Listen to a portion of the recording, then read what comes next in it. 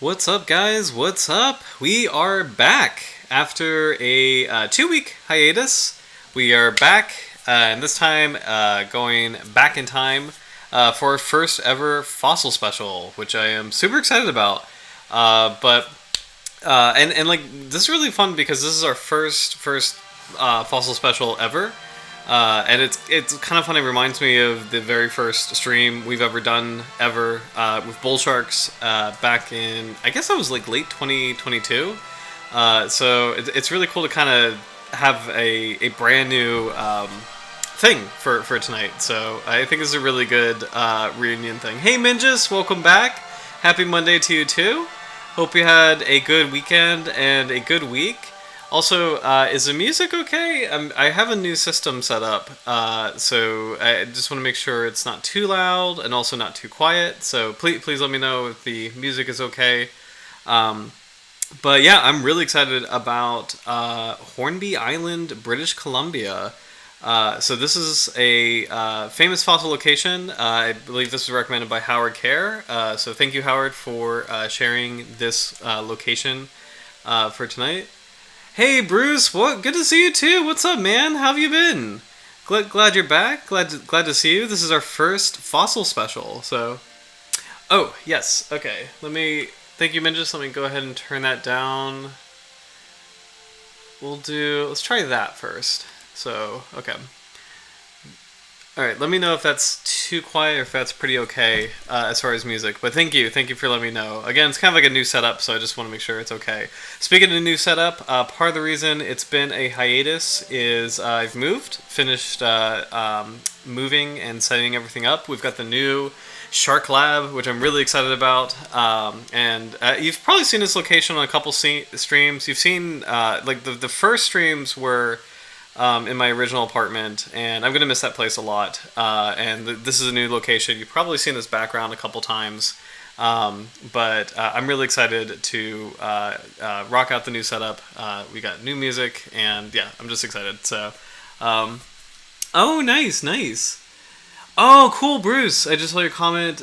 Special episode for you since you're from BC. Awesome. So I'm glad we can represent as far as just like this apparently is a very famous location. Have you been to Hornby Island? I've never really been, but apparently this is a very famous shark location or shark fossil location. So which is really cool. There's quite a bit of diversity. I believe most of the assemblages are from the Late Cretaceous period. So, and it's kind of cool to think that they overlap the time of, or the last age, last period of the dinosaurs, or I guess like the famous dinosaurs, because a group broke off and became the birds, which is really fun. But it's really cool to think of like these sharks kind of being in the same time period as like I think Tyrannosaurus, like I know T-Rex is from like Cretaceous. I forget if it's like I think it is late Cretaceous, or it does overlap in late Cretaceous. Let me make sure. Let me look that up really quick. Actually, let's look. Well, actually, no. Yeah, I'll look that up. And I want to keep this slideshow was actually recommended by our good friend Howard as well. This is a really cool channel called Brennan the Paleo Dude. So definitely liking and subscribing. It's a pretty cool slideshow on Hornby Island in particular. And I just have this kind of on in the background as a beginning, because I think it's going to be there's actually a lot of articles on Hornby Island and shark fossils in general. So I think we'll spend most of tonight kind of bouncing through those and seeing specific taxa from Hornby Island. So, but this is like a really cool kind of slideshow intro that we have on in the background. So I'll keep this playing while verifying when the T-Rex lived. Tyrannosaurus Rex. I know it's Cretaceous. I just want to make absolutely sure it's late Cretaceous. Yeah, late Cretaceous period. Okay, there we go. All right, there we go. That's what I thought. Just want to make absolutely sure. So, oh, cool, Bruce. Been to Hornby Island only a couple times. I'm a bit further inland. Amazing place. So cool. Very cool. I pulled up a couple things on Hornby Island. Let me put a pause into this. Let me zoom out. So as far as like visiting Hornby Island, there's a couple of sources, and I feel like it would be kind of cool to start with the location itself, and then shark fossils in general, and then we'll go into the specific taxa that live here, as well as shark fossil science from around the world. I'm particularly excited about this because, as you guys probably already know, or I think you guys definitely know, I really enjoy fossil hunting myself. My fossils kind of come from the Miocene era in the Chesapeake Bay area, so some of them are a little bit older than that. But I've never found fossils. Like, I've never found fossils as old as Cretaceous period in Hornby Islands. So this is extremely cool for me. And shark fossils is something I'm personally getting into more. But yeah, I'm really excited to dive into this with you guys. So we'll start with the location first, and then the shark taxa, and we'll learn together. Because I'm pretty good with modern sharks, but fossils are still, like, I've honestly learned the most about fossils from you guys. So I'm really excited to kind of share this adventure together. So here we go. Hornby Island Conservancy, Hornby Island, British Columbia, Fossil Beach. So this kind of reminds me a little bit of a almost like a New Englandy kind of beach as far as like a tidal flat with rocks, but this is a rocky cobble beach, extends a long way up from the shore at low tide. Base of the cliff is a pebbly and sandy beach. On the left, when the tide is out, you can walk towards the beach head to Phipps Point. To your right is Fossil Beach. Oh, cool. Okay, so during the herring spawn, numerous eagles and a variety of gulls occupy the rocky shore. So this is really cool. So this is herring coming in from the ocean, and then probably swimming up. I'm assuming swimming up nearby tidal creeks and rivers. And this kind of event, it happens on the East Coast as well, but this, and actually probably a lot of at least temperate oceans, probably a lot of locations where you have ocean-going fish who come up rivers and like swim inland in order to spawn. It's a huge boon for local wildlife, so it's really cool that, and this is the same for this coast as well, where you do have eagles, or predators kind of coming down to take advantage of the spawn. On this coast, we definitely have like the herring run, which is a big fishing event in March and April for like Chesapeake Bay tributaries, and that's really more for like menhaden, alewife, which are a kind of herring relative. So. But it's really cool to see this for this coast as well. I've heard in certain locations it's a big attraction for bears, and then it's analogous to like salmon, like the salmon run, and grizzly bears taking advantage of that. So it's really cool. Often outshore surf, white-winged and black scotus paraded back and forth in large numbers. Ravens and blackbirds frequent the area. We'll turn it down a little bit. Let's see.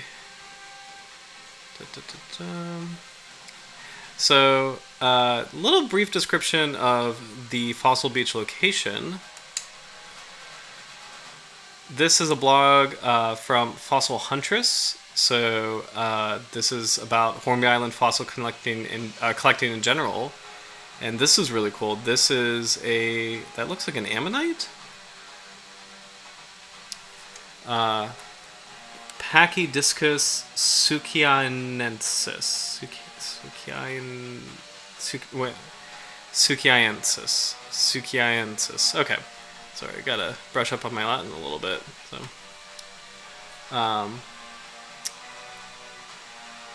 Hornby Island is a glorious place to collect. Family friendly. Want rubber boots. Let's see.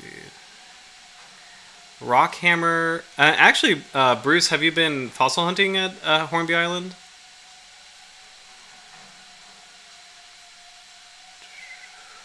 Ammonite. Okay, so this blogger caught an ammonite. If you're lucky, when you split concretions, you can get fossils like the salmonite. So.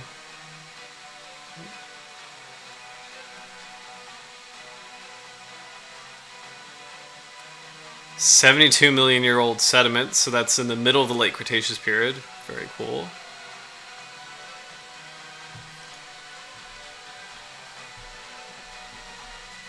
This fellow is amongst gastropods, so those are snails, shark teeth, fossil crabs, baculites. I'm not sure what a baculite is, and other bivalve fossils, so like clams and scallops. But what is a basculite?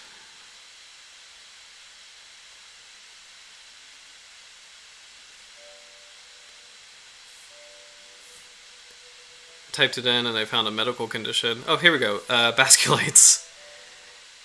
Ammonite. Ammonite cephalopod. Okay, cool. Very cool. Many of the fossils found in this locality are found in concretions rolled smooth by time and tide. The concretions you find on the beach are generally round or oval in shape and are made up of hard, compacted sedimentary rock. And actually, for the chat, has anybody been fossil hunting in general? Bruce, I was there for the hiking and see the wildlife. Oh, very cool, very cool.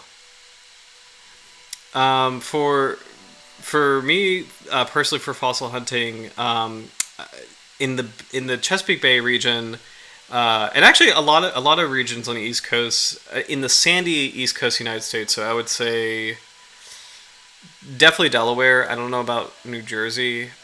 I'm assuming probably New Jersey, but definitely Delaware all the way down to Florida. The sand and the mud and kind of how like the layering goes as far as like sediments that are exposed by the shoreline, by like the waves and the water. You don't have to dig. You can dig if you want to, but for fossils here, like shark teeth specific. Actually, I mean we have a lot of like just mollusks, like a lot of mollusk shells, but for shark teeth specifically, they are just sitting there like on the beach. They just like a pebble or sea glass or like a shell.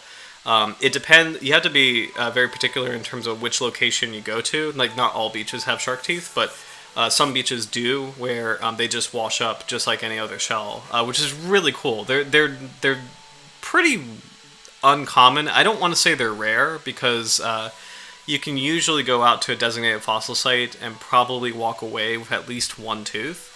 But they're hard to find. So, but what's kind of cool about here is that you don't really need any tools. You could just kind of walk around and pick one up from the beach. So, and apparently you're not allowed to do that in national park areas. But state parks, I think you're allowed to collect shark teeth. Some state parks, if not all, you're not allowed to collect the mollusks technically, but there's so many of them that I don't know. I'm a little bit like, if you have a genuine appreciation for a fossil and you actually understand what it is and you value it, I'm kind of like, I don't know, like what are rules? Don't quote me on that, but like I don't know. If you really understand the thing and you value it, I just like, I don't know. Although you can make a good argument, like Indiana Jones, it belongs in a museum. So, but anyway, but there's a lot of really cool fossils in this area. I would say, like, for paleontologists, the Chesapeake Bay and North Carolina are pretty famous. And then I think for the general public, Florida, specifically Venice Beach, is a very big area for shark teeth. But it's really cool. I guess long-winded way of saying that this kind of collection where you see these like concretions here, and that you have to kind of hammer them. That's actually really cool. I'm not familiar with that method of fossil collecting, so that's pretty cool to see that. Let's see.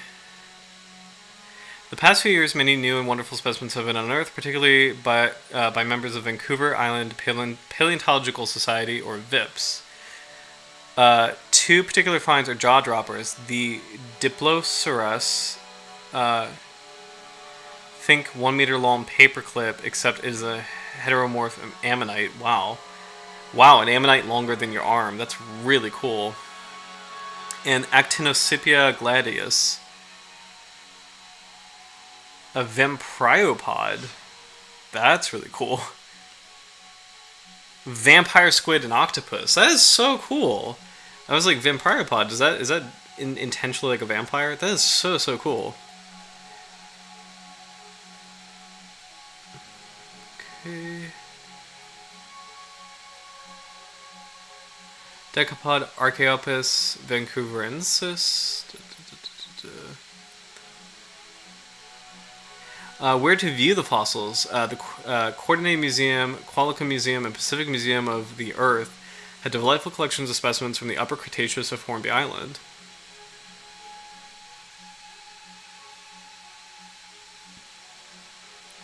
That's really cool. Oh, wait, is this Nosoceros hornbiense? So is this all the same thing? Like just this one strange mollusk? That's really cool. It is a classic example of the heteromorph specimens found at Hornby.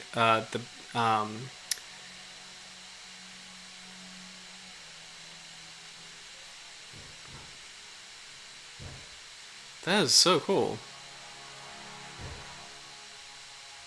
Okay, but I think like this looks really cool. I think we won't spend too much time on mollusks since we're doing a shark stream. So, but it's really cool to kind of like see what the site is like in general. So, let's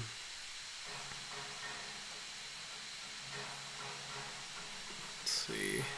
They apparently have fossil fairs. This is actually a really cool artistic, illustration of the environment where you have. I'm assuming that's a mosasaur.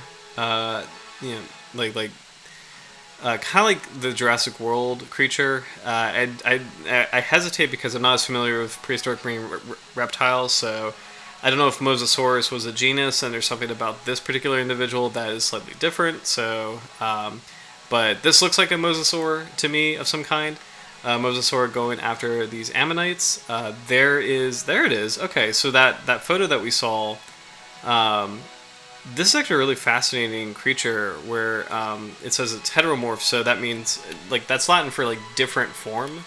So you can kind of see that where like the spiraling shell changes direction pretty drastically. And we don't have any, as far as I know, I don't think we have any living creatures quite like that. So that's actually really cool to see. And then there is a shark in the background. Oh, and a really cool fish. But yeah, we've got what looks to be kind of a generic shark with very long pectoral fins. It almost looks like kind of like a carchariniform shark with very long pectoral fins, but this is Late Cretaceous, so it's kind of. I know we have. I was about to say it's kind of dubious in terms of carchariniform shark evolution, but I believe this was the paper that went into that in detail. This is the one that went into that in detail. Oh, okay, yeah. So carchariniforms were definitely around in the Cretaceous period. Sorry, I just wanted to reference that really quick. Okay. And it's really cool. Hornby Island has a lot of like programs. Oh, this is it. The Vancouver Island Paleontological Society. So it sounds like a really cool place, kind of based on the comments and some of the testimonial, and then like also just like the research that we'll get into later conducted around this area. I think kind of the big question is like what kind of sharks can you find here? So we'll take a look at the following teeth that we're going to see are all from Hornby Island. So here we go, starting with Notodanodon pectinatus. So this is a beautiful specimen with multiple cusps. I believe this is probably a 6-gill shark. And actually, let me know in the comments. I'm pretty unfamiliar with a lot of the fossil genera. Like they at first glance it's going to take some time for me to kind of orient, but I assume this is like a 6-gill shark or some kind of cow shark. But please leave a comment if you have guesses in terms of what each of these species is. So let's take a look at this one, and I'm just going to look it up as well.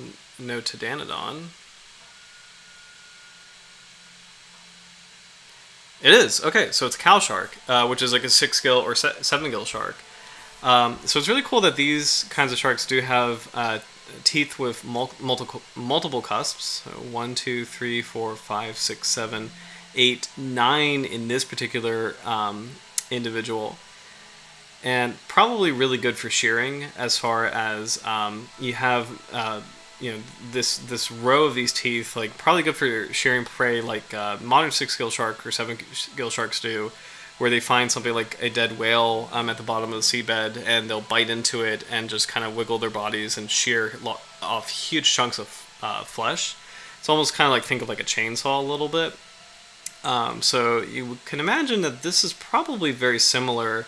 Like modern 6-gill and 7-gill shark teeth, they do have a different tooth type where the leading edge of the tooth is pretty large. Like the leading edge cusp is really large, and then the trailing cusps are a little bit smaller. So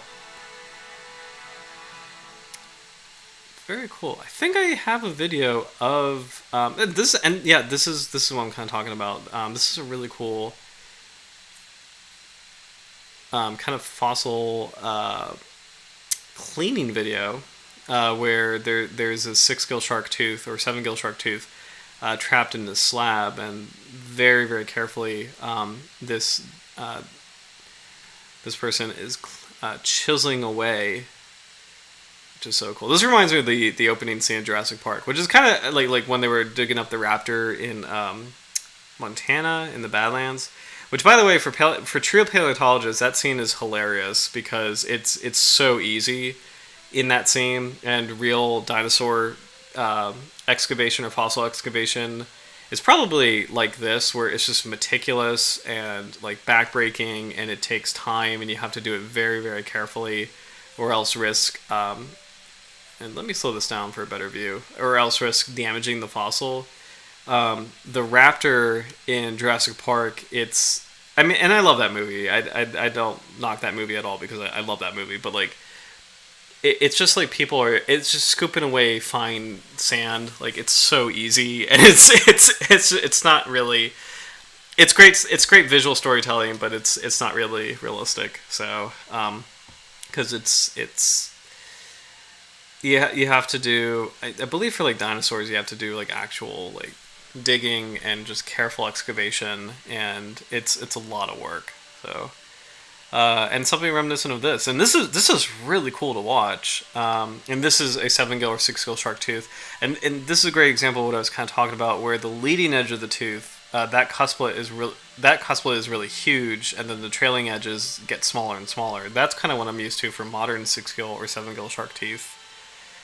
But what makes shark fossil hunting kind of tricky is the image that we saw a couple seconds ago. It's the same species, but it could be a different kind of tooth in the same species. So just like we have thin teeth in the front of our mouths and then molars in the back of our mouths, sharks also have a diversity of teeth in their mouths, and the tooth shapes are different. So it makes kind of placing species a little tricky.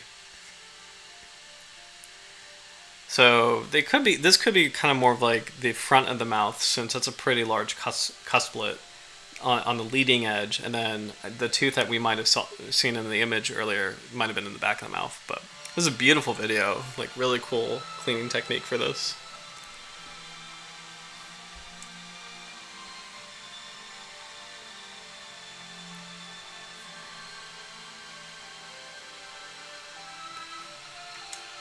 One thing I love about shark's teeth is they preserve really nicely. As far as like what's cool about all fossils is that they start out as organic matter like bone and keratin, and then because they're like surrounded by rock for millions and millions of years, they slowly become the rock. Like they slowly lose some of their their molecular structure changes, where they lose some of their organic qualities and gain some of like actual rock qualities, and they too become rocks. And I forget the name of that process and like how it works in detail, but with that you get these beautiful colors, and that's part of why you see like modern shark's teeth, they have like white teeth. But then like fossil shark's teeth, they're all varying shades of like dark colors. Sometimes you can get these really beautiful blues, oranges, or ambers, or like just like there's something about the way shark teeth fossilize. They're just exceptionally beautiful. The color that I see, the most common one is usually like a gray or a black, but sometimes I get to see some blues, which I'm really happy about. But it depends on the soil and the sediment. Some really cool teeth can be, like have like a really like light tan root and just like an orange tooth, like some Ototus teeth that I think you can find. We have Ototus here, but I think there's some like places in I forget if the deposit is like South Africa, or I forget where you can find Ototus teeth, but they have these like really beautiful shades of orange that look like really really cool. One thing I do know about in North America, there used to be some cultural attributions with some tribes with fossils, where some tribes in North America, they noticed how modern shark teeth were light and fossilized shark teeth were were dark, and it was incorporated in kind of like, in some places there's speculation that it was incorporated in like shamanic rituals where the transition from the light tooth to the dark tooth symbolized the transition from life to death. And transformation. So like the whole idea that living sharks' teeth have the white, or living sharks have the white teeth, fossilized sharks have the black teeth, and just there's that whole process of going into the afterlife, or death being a new phase. It's really cool. And I think. I can't remember. I don't think those were. I have to remember this because this was. I can't remember if this was Algonquin cultures or if this was cultures that traded with Algonquin cultures, because shark teeth were a trade network in Eastern North America, where tribes on the coasts, like Algonquin tribes, kind of like the Powhatan or. I'm trying to think of like Southern Algonquin, but we'll take Powhatan as an example. They can collect shark teeth because they're pretty abundant in the area, and some teeth that have been found from the York River Formation, or that were collected from the York River Formation, have been found in Mississippian cultures in the Midwest of present day United States. And it indicates that there was a trade network of shark teeth. So tribes from the interior of the continent were actually trading for shark teeth from tribes on the coast of the continent, and shark's teeth were sometimes found buried with figures that had other adornments that indicated that they were maybe more religious figures or kind of like shamanic figures, and so there was the assumption that shark's teeth may have been used in ritual or in a way signifying importance. One of my favorites was the use of megalodon teeth, specifically where megalodon teeth were speculated to kind of imbue power, or imbue kind of like mastery of the sea, mastery of, there is a speculation of a belief that megalodon teeth indicated you can go out into the water unharmed when you go fishing, or that you were what's the word? Like the shaman helping transition members of the tribe from life to death, like in burial rituals, wearing like a megalodon tooth. It's kind of like authority in terms of helping see that passage from life to death.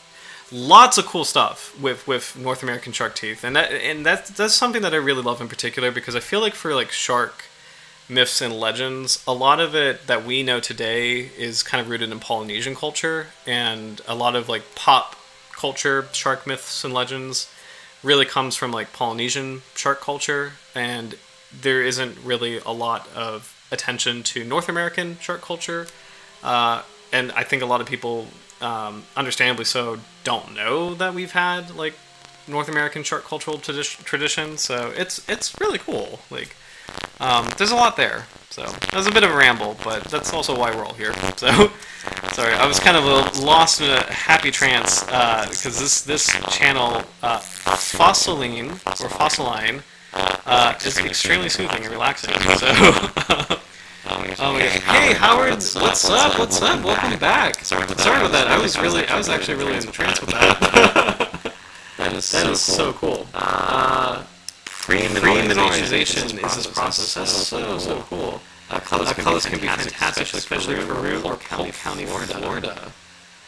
Black teeth are mostly oceanic. Love shark culture. Yes, same here. Also, thank you. Sorry, I have a new microphone, but it doesn't sound like it's doing a good job. So let me get out of this video because I don't know if that is affecting it at all.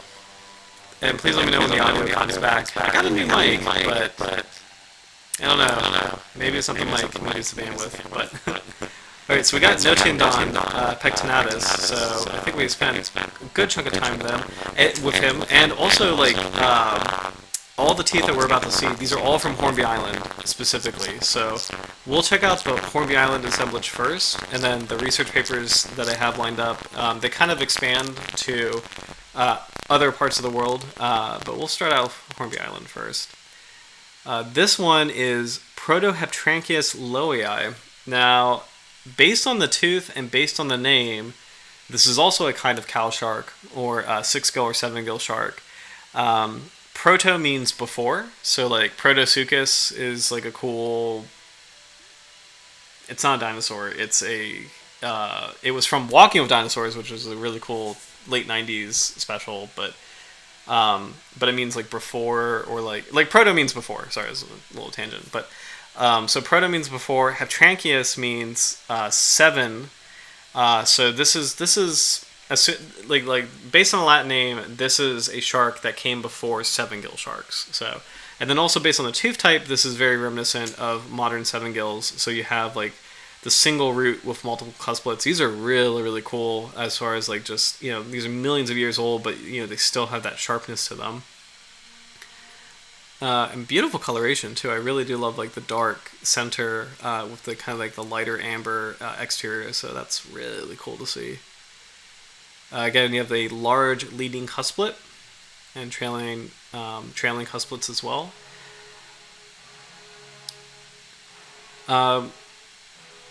Let's pivot to fossilguy.com really quick, because this website is a really great introduction to shark fossils, and I think it has a good guide on shark's teeth. So let's take a look at just a quick description of like shark's teeth. So fossil shark teeth. What are shark teeth made of anyhow? Shark teeth are the most common type of fossil for a number of reasons. First, shark teeth, like most teeth, are made of dentin, a hard calcified tissue that does not easily decompose. Dentin is harder and denser than bone. And tooth, the dentin is surrounded by a very hard enamel shell. Secondly, to maintain a sharp smile, shark teeth are designed to regularly fall out and be replaced. If a shark has 40-50 teeth, the shark can go through tens of thousands of teeth in its lifetime. Different estimates for different sharks range anywhere from 25,000 to 50,000 teeth lost in a lifetime. Now multiply that by millions of generations of sharks over tens of millions of years, and presto, shark teeth are the most common fossil. Love that. Shark teeth can be categorized into 3 general shapes: crushing, grasping, and cutting. Crushing teeth are short and round, so it's figure A.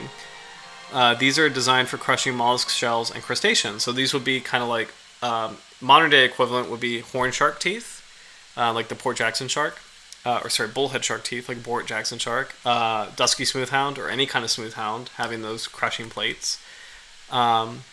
Grasping teeth are long and pointy, ideal for grasping fleshy fish. Cutting, so those would be like sand tiger sharks. Not really. I shouldn't say makos, but like makos have those on the lower jaw. So mako sharks, lower jaw. Sand tiger sharks, goblin sharks have great grasping teeth. And then finally, cutting teeth are usually triangular in shape and have serrations like a steak knife. They're designed to cut through bone and taking chunks out of large prey. So B is grasping, C is cutting. Of course, you have the famous white shark, oceanic white tips, bull sharks, tiger sharks, and a lot of the large carcharidids.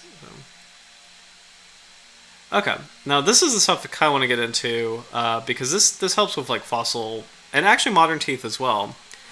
Teeth can also be characterized by their position in the jaw, with the general positions being either anterior, lateral, or posterior. The anterior teeth are the front few teeth. So that makes sense. Anterior always means front. Laterals are the teeth along the side of the jaw. So anterior teeth, I guess for humans, would be like your front teeth. The lateral teeth would be kind of like your incisors, I guess, you know? And then the posterior teeth would be your molars. So posteriors are towards the rear of the jaw. Each tooth in these positions can look very different from one another. Additionally, shark teeth can look different between male and female sharks of the same species, from juveniles to adults of the same species. And finally, they look different if they are in the upper jaw versus lower jaw. This is really cool and also kind of infuriating. It's heterodonty, or is it heterodonty or hetero? Shoot, we literally just saw this with. There was a small shark that we did recently that had. Is it sexual dimorphism in the teeth? It's like ontogenetic. I forget the proper term for it, but there is a shark that we reviewed recently where the males and females had different tooth types, which is really cool, but also kind of infuriating for classification, especially when you look at fossil teeth. But yeah, there we go. Throw all of us together in an isolated fossil tooth, it can be nearly impossible to determine which species of the shark the tooth came from. This is really cool. This is Howard. This is your favorite Hemiprissa sera.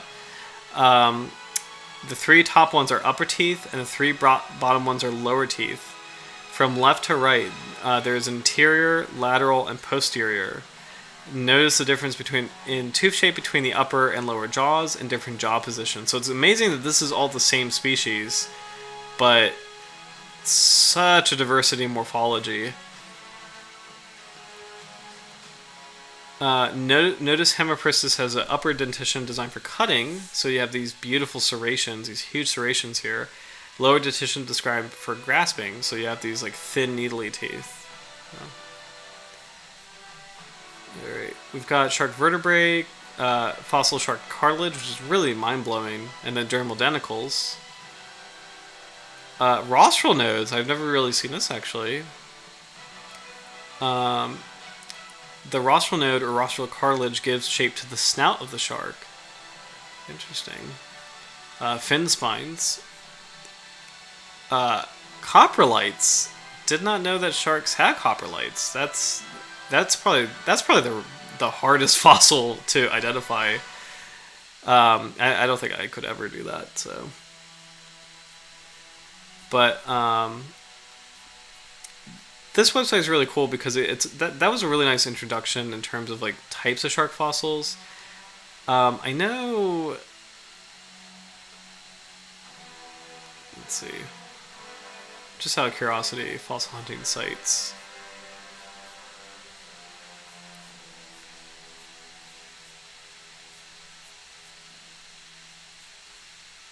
Shark teeth. Okay, we won't spend too much time on this website. We'll go back to the Hornby Island fossil assemblage, but fossilguide.com is a really great overview, and I've used them a lot personally to help identify the teeth that I get. So, and looks like they're mostly concentrated on the East Coast of the United States as far as like the sites that they're looking at, but for this region, very, very helpful website. So. But I wanted to go into that because it's very helpful as far as like kind of understanding shark tooth position. So and like kind of how shark teeth work. So you have anterior edge here, posterior edge here. There's also labial and lingual. If I remember correctly, labial means like lips, and it's the outer edge of the tooth that's kind of like the front of like my front teeth.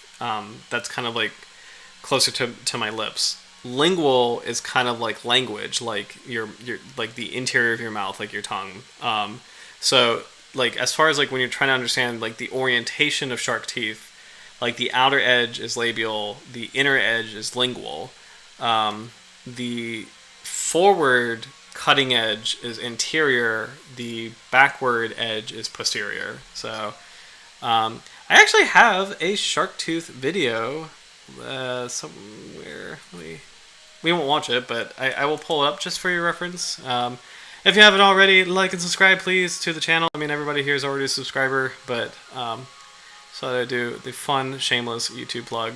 Oh, creepy image. Hate that. Hate that. Get out of here. I know it's almost Halloween. Get out of here. Get out of here. View my channel. Get out of here. Creepy, creepy shit. Okay. That was not worth it. That was a scary image. Fossil shark tooth anatomy. I have a lot of weird, goofy stuff on my channel, but where's the shark tooth video? There it is, Shark Tooth Anatomy 101. So it goes into, just a shameless shill, but it does go into like kind of like the teeth. So, oh, I forgot I used Jurassic Park font in this video. So please check it out. I'm actually kind of proud of that because it's a good little guide on like how fossil teeth are classified. So yeah, labial, lingual, apical, basal. So. That was my plug. It was not worth that creepy image. I am so sorry and I apologize. Let's go back to the sharks. So, apical basal.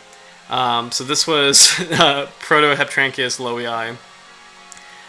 We'll move on to... Oh, this one. Oh, I actually know this one. Protocentrophorus stevii. Does anybody know what this is? Thank you, Minjus. I've been subscribed now. Howard, yes, labials. Whoa, Howard, you have shark coprolites. Oh my gosh, that's so cool. Initially, the upper and lowers are identified as different species. Oh my gosh, that's so cool. Oh, good. Audio's good. Thank you. I'm sorry, I'm getting on these tangents. I missed a lot of these comments. I'm so sorry, guys. Dogfish were revered by West Coast natives. That is so cool. That's also really exciting because dogfish, I know, like they're pretty common in the area, and present day it's really cool that they're their own species now.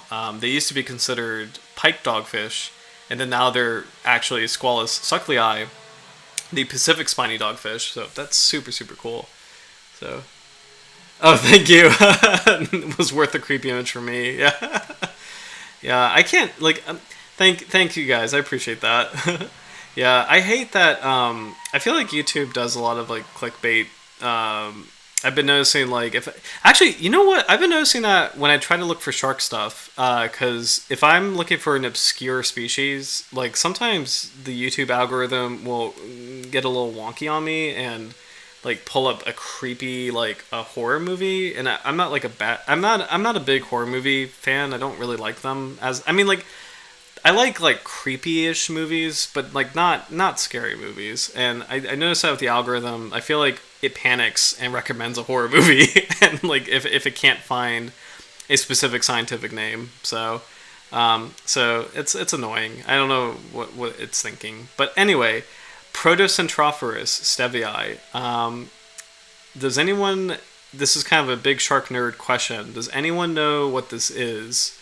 Like. Mad respect if you do, like as far as like what this could relate to as far as modern sharks, and the hint is it's in the name, so that name. Quick, we don't have what he's looking for. Scare away. Love it. But yeah, any guesses for Protocentrophorus stevii? The name has a hint in terms of what this is.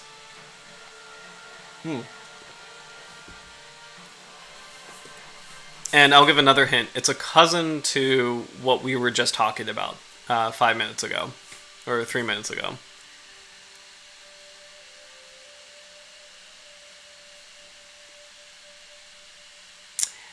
Great guess. Excellent guess, Howard. It's very close to a dogfish. Extremely. It technically is a dogfish, as in terms of the order squaliforms, but it's not a squalid.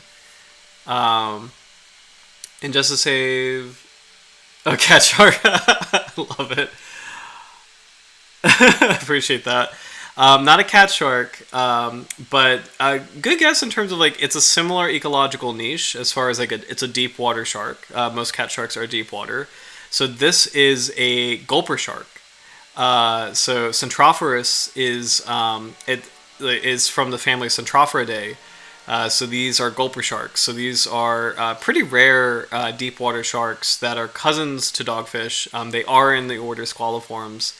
I think we do have we definitely covered one. That's actually I think that's one of the most popular streams now because I think the thumbnail is a little scary looking and I think people click on it for that reason.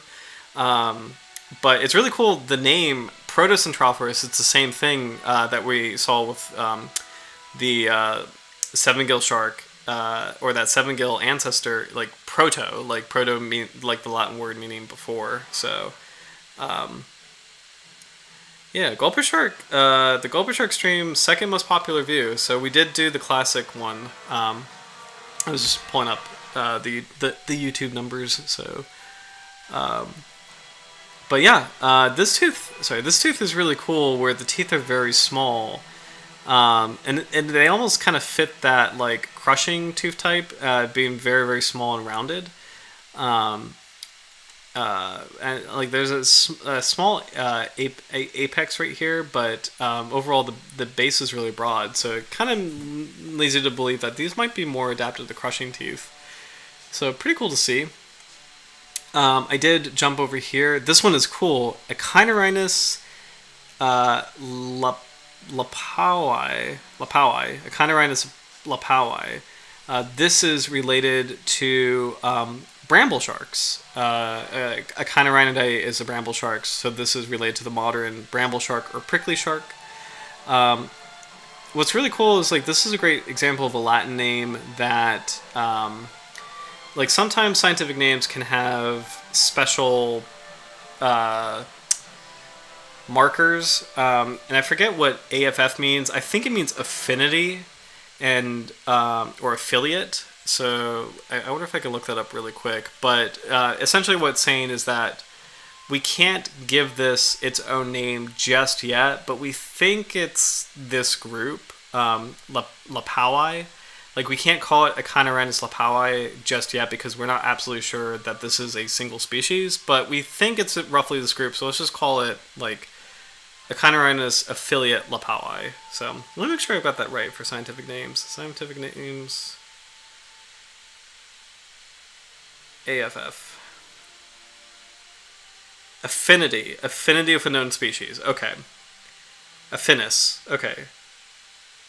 It has affinity with... Okay, so this might be a different species, but it has affinity with Echinorinus lapowii. So, what you immediately can see, which is really cool, is this very long edge, like this very long interior edge of the tooth, like the blade, a really sharp curve, like almost at like it's more than 90 or less than a 90-degree angle. It's almost like an 85-degree angle, and like this really cool like kind of spike.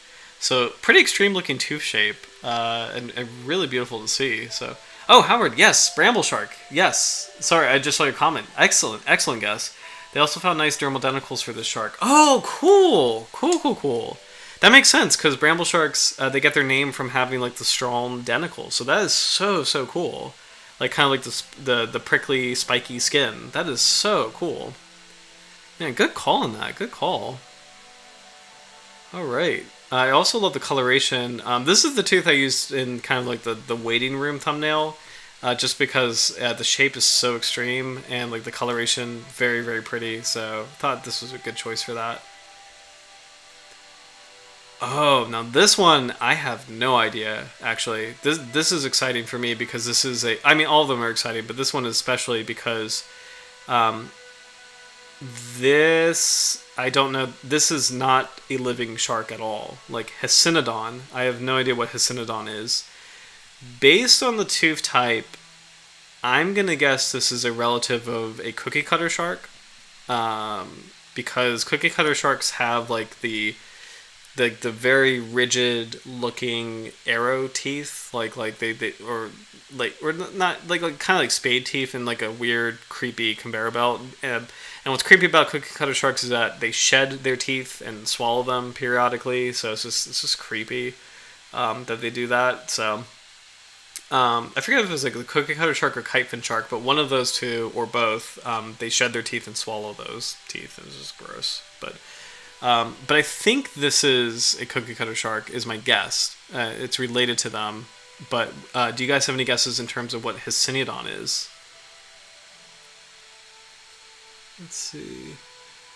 Oh, Howard, good observation for the echinorinus, like a tiger shark tooth with a longer cusp. Yep.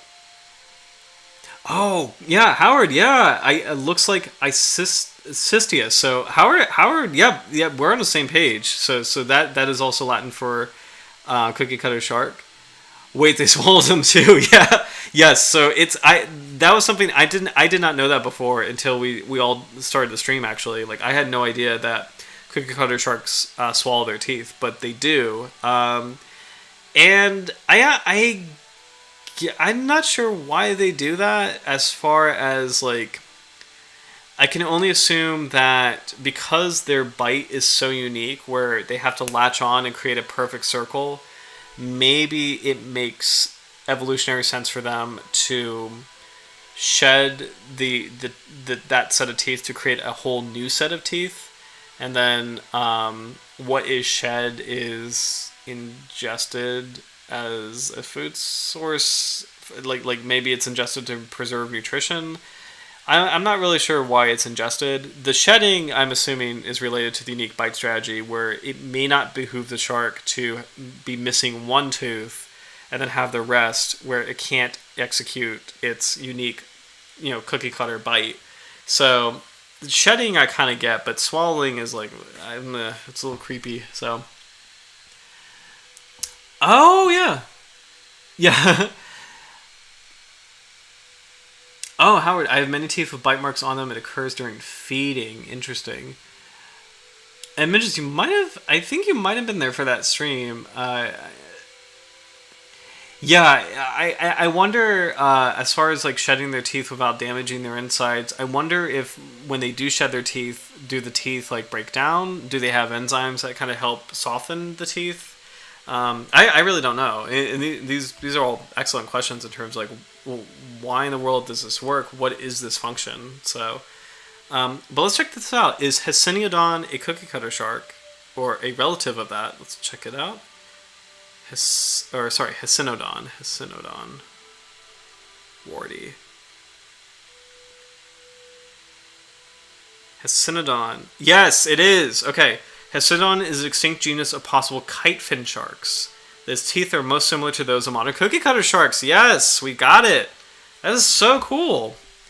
All right, so and that's actually really cool to see. I feel like this is a great example of how unique cookie cutter shark teeth are, where it's just they're very they're very square shaped, angular shape with like these beautiful bladed, like these pretty like fat blades. So that's actually really cool to see that.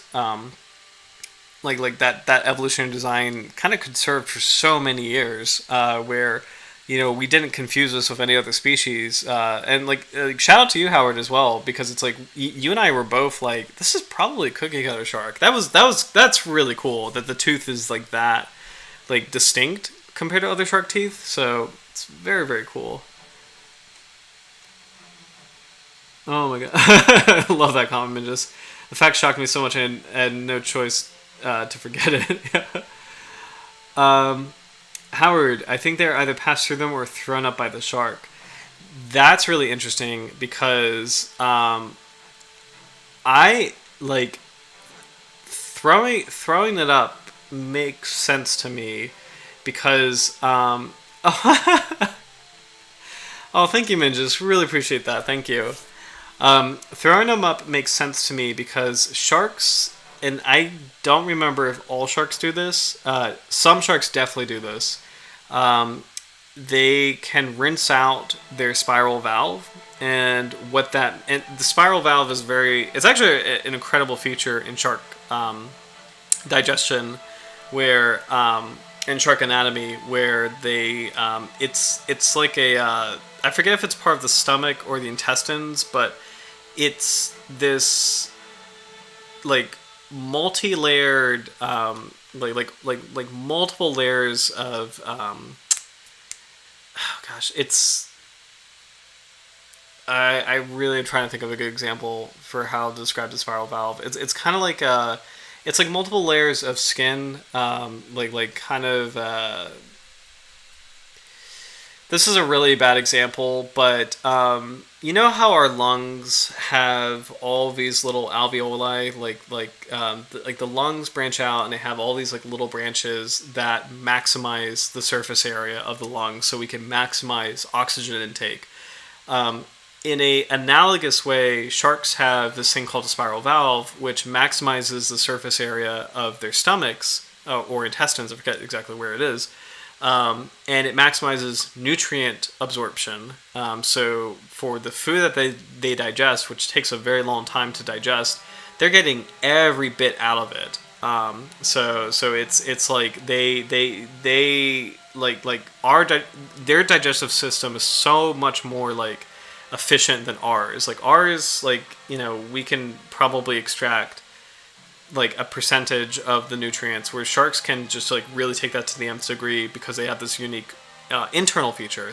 And I really love it because in an anatomical way, it also makes them like the perfect predator, as far as just like sharks, are famous for like being incredible hunters, like having the big teeth and everything. But like, like once they get their food, they even go further to just maximize the nutrients of what they get by preserving it in their stomach, or like preserving it in their stomachs for as much as possible, like having as much surface area as possible inside their bodies to absorb all as many nutrients as they can. So sorry, that was a very long-winded way of explaining the spiral valve. What sharks can do is that they can basically kind of like throw up their stomach, like it's like they will kind of cough up their stomach and their spiral valve in the seawater and rinse it. So it's like they'll be swimming kind of slowly and gently, and then they'll expel the stomach, kind of let it drift in the water, and then retract it. So it's pretty wild. And Howard's comment about cookie cutter sharks maybe throwing the teeth up, like that made me think of that process that some sharks can do. And I wonder if that's maybe what the cookie cutter sharks do, where maybe they ingest the teeth and then throw it up later. Because that would make sense, because that is something that some sharks do. And as far as rinsing out spiral valves, I don't know why some sharks do that. I don't know if that's like a typical hygiene thing, or if that is kind of like if a shark is not feeling well thing, kind of like how dogs eat grass to make themselves throw up. Like I don't know if that's, I don't know exactly why sharks do that with their spiral valve. But there we go. Sorry, totally. There we go. Sharks often digorge their unwanted stomach contents. There we go. So that's more like dogs eating grass. Thank you, Howard. I really appreciate that, because it's such a strange thing, but that makes sense that it's maybe it ingests something that it can't get rid of. So that actually makes a lot of sense. So I wonder if cookie cutter sharks' teeth, when they ingest them, if they throw them back up in a similar process. So they eat detritus, yeah. And also, I mean, when you think of like tiger sharks, especially where they just eat literal like trash, like I mean cans and things. So yeah, so sharks have an organ they can wash. Yeah, it's cool. It's really strange. You know what? I wonder if we can watch this. Actually, this would be a really great shark throw up stomach. Yeah, stupid thumbnail. I hate this.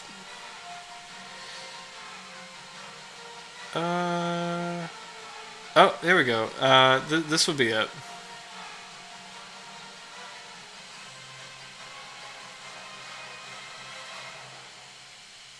Nope, not the same. It says inverted through the cloaca, but that's not this. Oh god, sorry. Oh, weird crap on YouTube.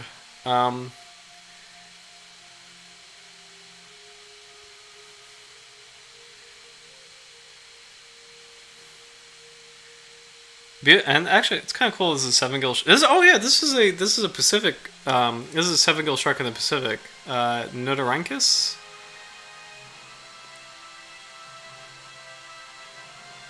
Well, he threw something up, but that's not the process. It's also cool, but it's also cool to see this particular. Yep, this is a Pacific because it's a Garibaldi. So this is Nodorhynchus sepidianus. So, okay, let me just scroll through. Nope, nope, no puppy throw up. Nope, nope. A lot of weird stuff on YouTube. No, no, no junk. Okay, yeah. Let's try shark rinse spiral valve.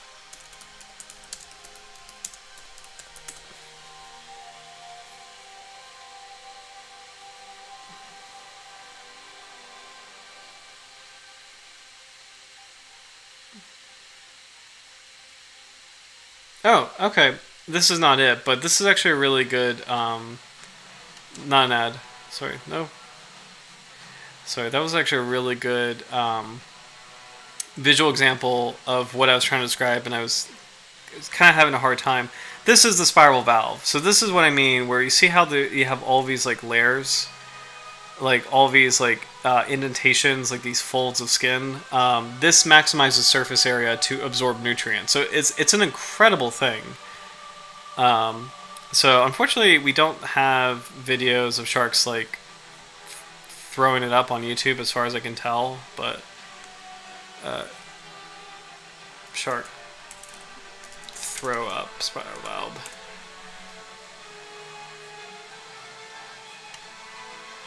Oh, is this it?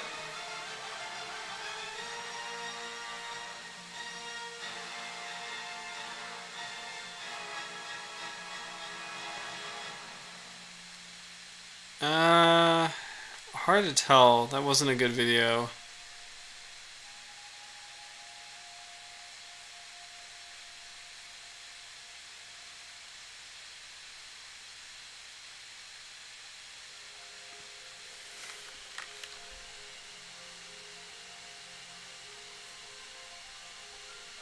Okay.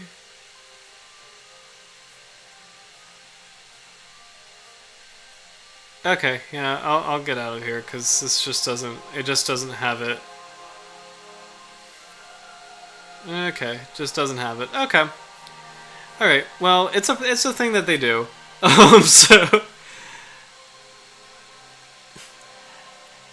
Oh my gosh, I don't know why the concept of shark being able to throw up just never crossed my mind. No worries, because it's like honestly, that's like a badge of honor in a funny way. Maybe the act of spiral cleaning has its own special shark biology term, and so it's hard to look up. Maybe. I think. See, you're probably right. Like, I. Because I think the common term is rinsing the spiral valve, but I forget like what the actual like scientific term is. And also, I don't know how much of YouTube maybe has that kind of footage. Maybe let's see. Shark stomach eversion.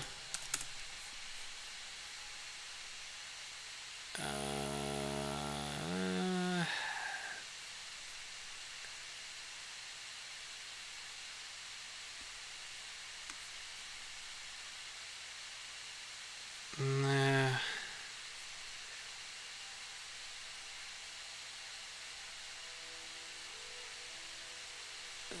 There's a famous picture in a shark book that I have, and I can't find it. And shoot,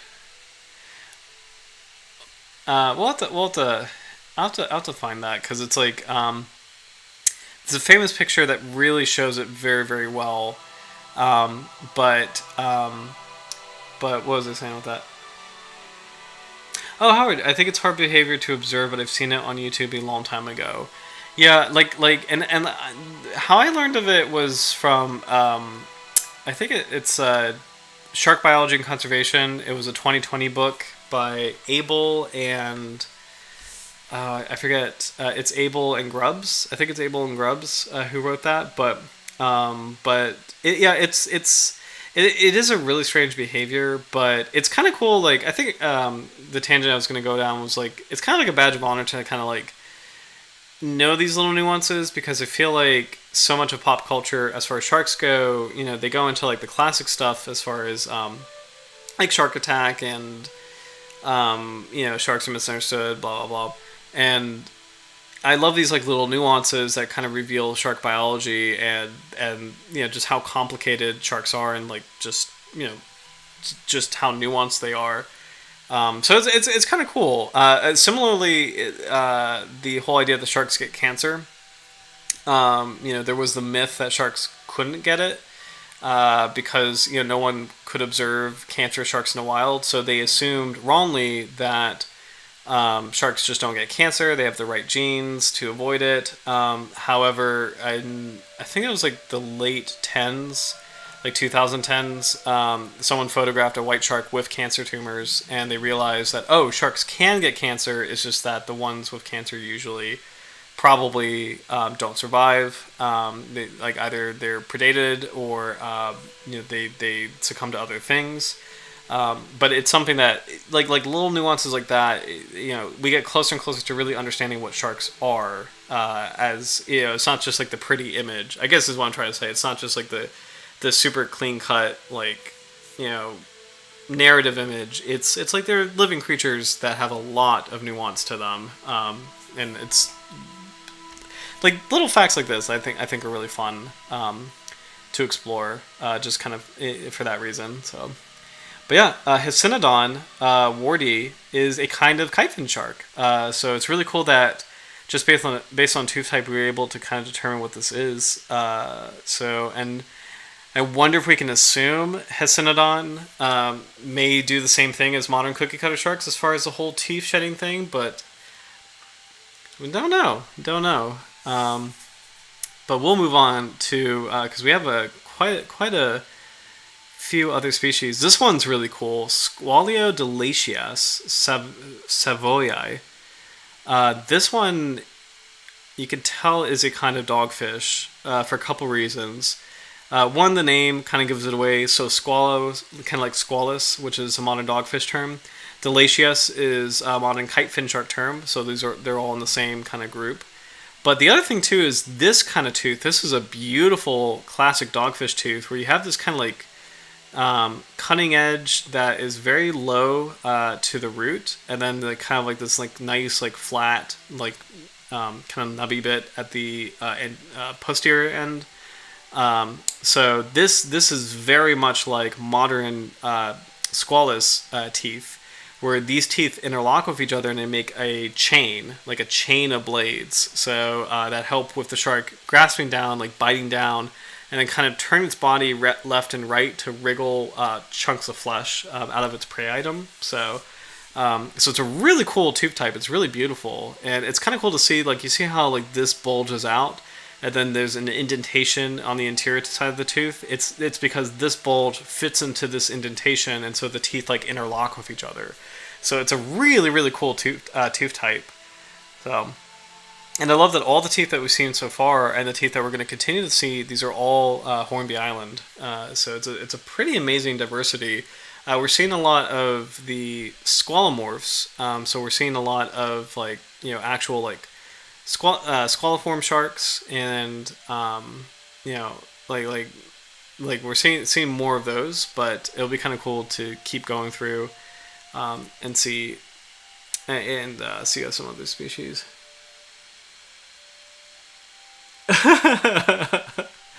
Love that, Minges.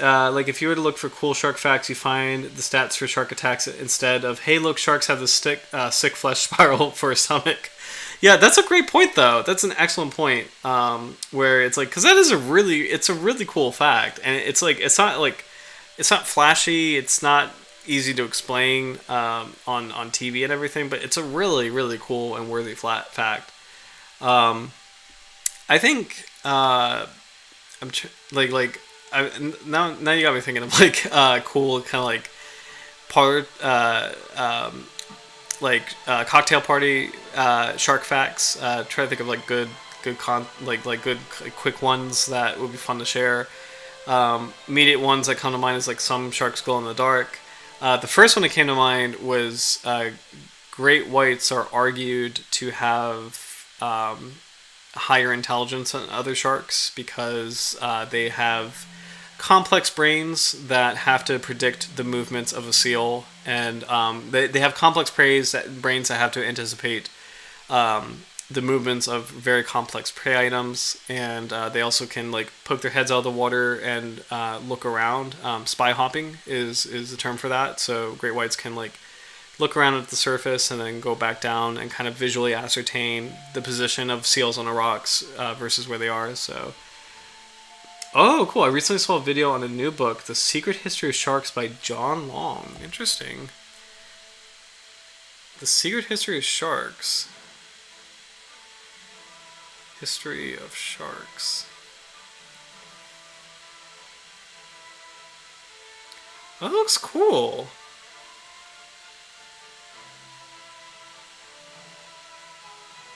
I have to check that out. Because, like, what's kind of funny is, have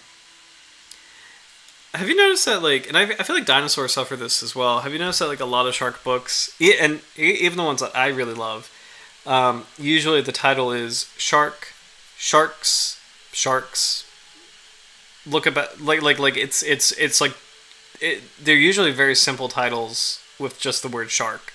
There's not really a lot of, like, nuance there. It's kind of hard to find it. So I really appreciate Secret History of Sharks. That sounds more unique and interesting. So I have to check that out. That's really cool. So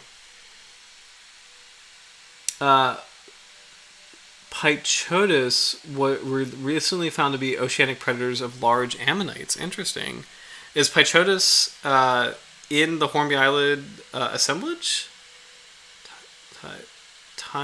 Tychotus? It's Tychotus.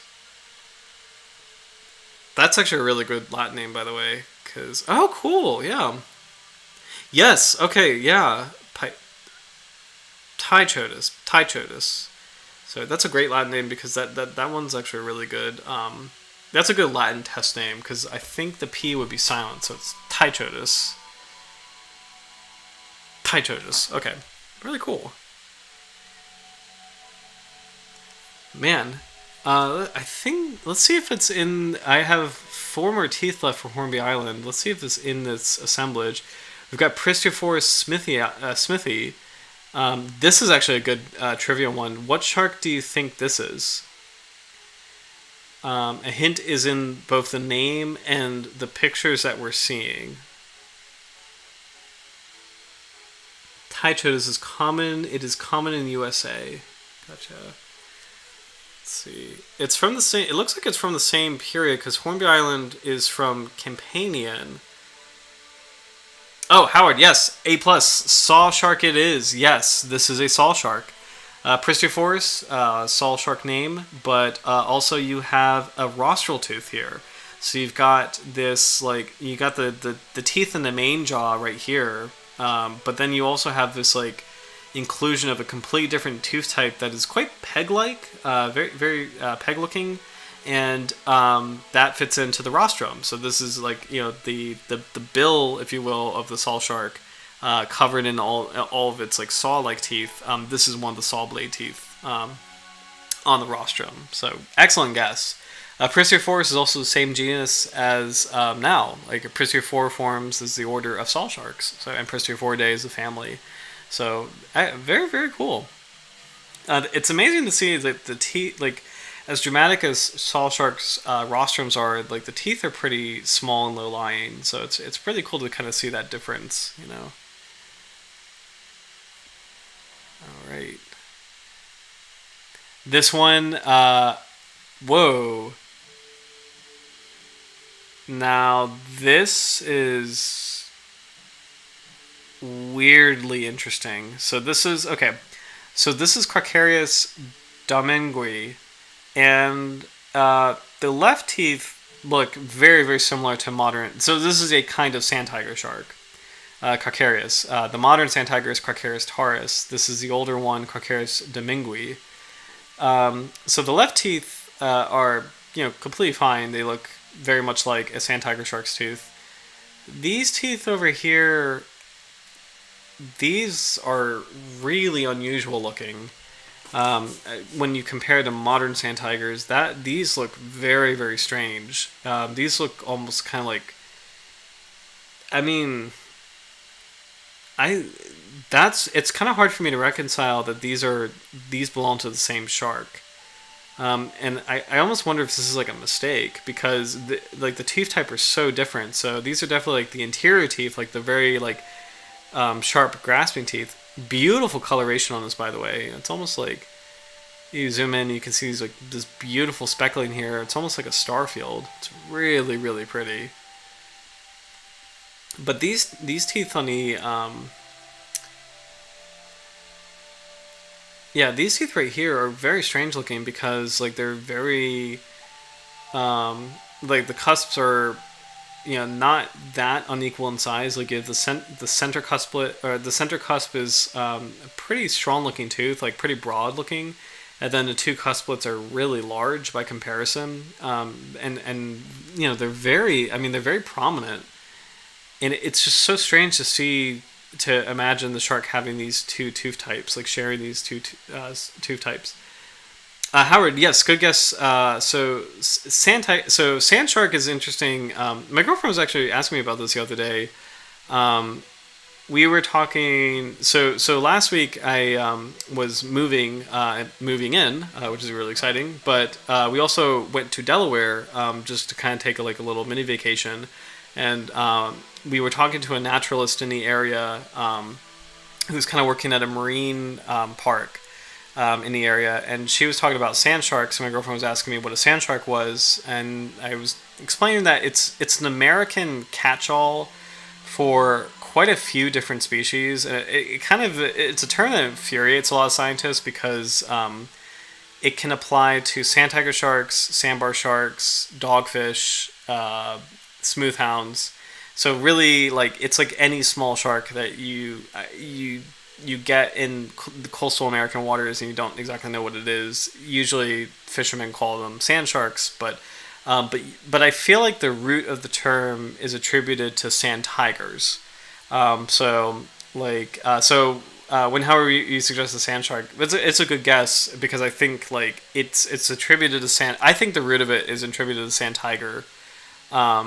Sand tiger. Yeah, yeah. Because I think the root of that term does come from sand tiger shark specifically, and I think in the United States it's kind of like, unfortunately, encompassed a lot of different sharks, and it doesn't help that like two like formerly popular sharks in the United States were the sandbar shark and the sand tiger shark, and they both have sand in the name, so yeah, it kind of makes sense. But anyway. But yeah, the teeth are really cool, but it's like the two on the right are so strange looking, where I'm assuming, I'm just kind of taking a look at my sand tiger jaw right now. That was legally gifted to me, legally, LEJLGL, it's Monday brain, LEGALLY. Okay, I think I see this now, okay. I think I'm seeing what's happening here. Okay, so I'm looking. This is my the lower jaw set of a sand tiger shark jaw that was gifted to me by the Virginia Institute of Marine Science. The reason I have that is this is an endangered species. I think it's not really okay to have it. It's okay for me to have this jaw set given the circumstances, but this is not a jaw set for someone to be looking for because it's a protected species. But this row of like back teeth here actually does look a lot like these teeth, like these fossil teeth, like the fat fossil teeth.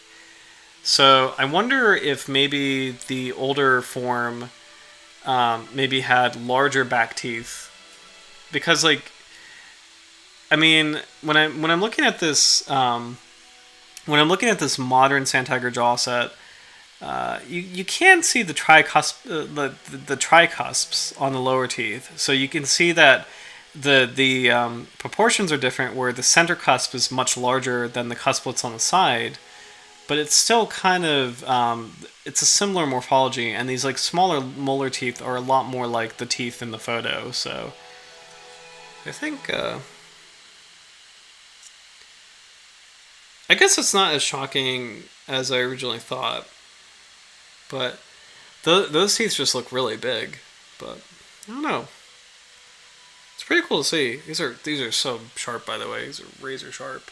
So, like, if we ever get a burglar or something, I'm just gonna throw this at them because, like, that would do it.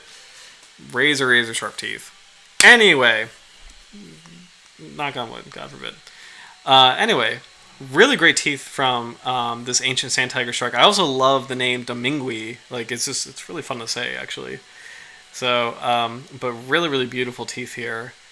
And it's kind of cool to see sand tigers represented from the Cretaceous. That's actually really cool to see that. So, Senecotis derricki. I actually have no idea what this is. Does anybody know in the chat? Senecotis derricki. I can't make any guesses based on the name. Based on the tooth type, it almost reminds me of an angel shark a little bit, but I mean, I think I'm gonna guess this is something completely different that doesn't exist anymore.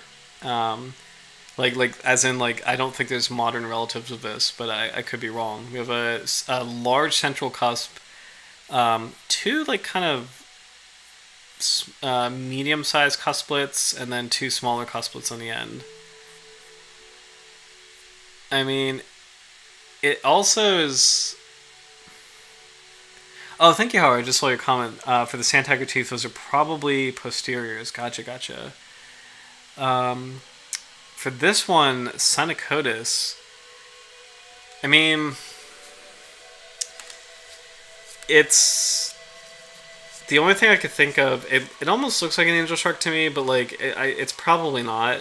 The only other thing I can think of, Howard, I concur, not familiar to me.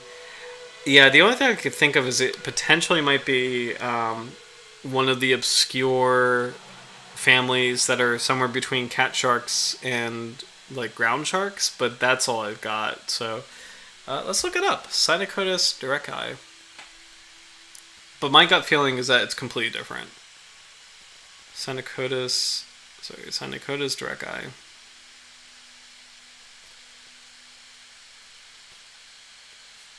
Oops, sorry.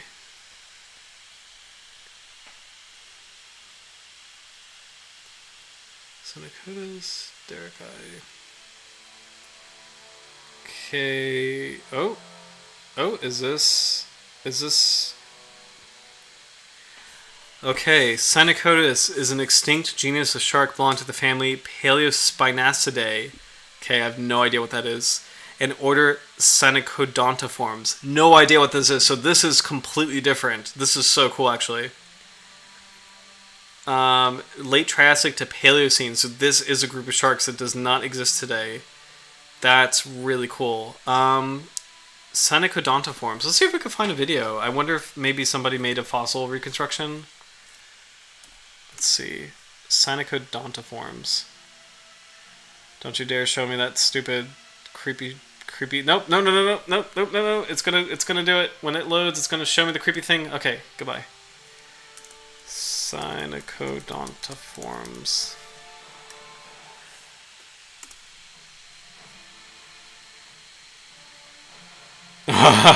What is this?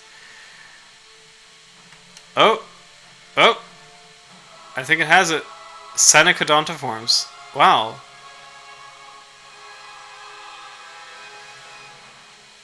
Okay. Oh, this is cool. This is from a channel called Anthony Payne. Okay, yeah, this is it. So, from the illustration, it almost looks like a nurse shark. But this is it, because it has a unique tooth type. Oh, this is cool, guys. Alright, Senecodontiforms. This is the first shark I feel like we've talked about in detail that is no longer... Oh, look at that. What a great illustration. First shark we talked about in detail that is no longer in existence. That is so cool. Selachomorpha is modern sharks. So, is that it? Okay. Actually, you know what? Let's check this out. Let's check this video out. Prehistoric sharks.